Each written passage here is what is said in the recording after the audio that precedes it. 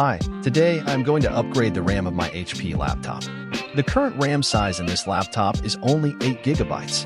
It is a DDR4 3200 MHz RAM. I have decided to add an equivalent 8 gigabytes RAM type to the spare slot in this laptop to make it 16 gigabytes altogether.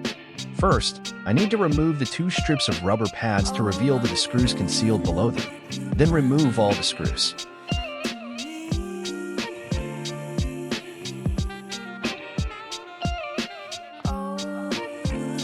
Then, turn over the laptop and slowly using a pocket knife to run along the joining gap between the bottom cover and the keyboard. Carefully peel open the snap fit joint along the gap. Once you are confident that the bottom cover has been loosened, turn over the laptop and remove the cover. I just need to clean the fan a little before I upgrade the RAM. Also blow away dust on the board.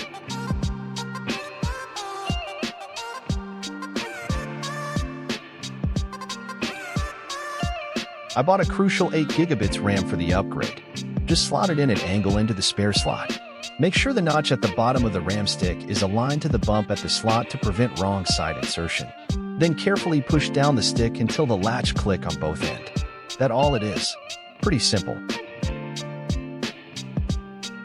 Let's put back the bottom cover.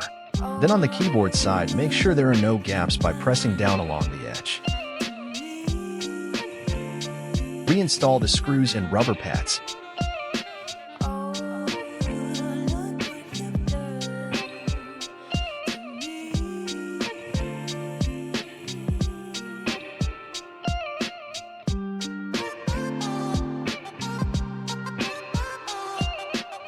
Let's power it up and check if the new RAM can be recognized by the system.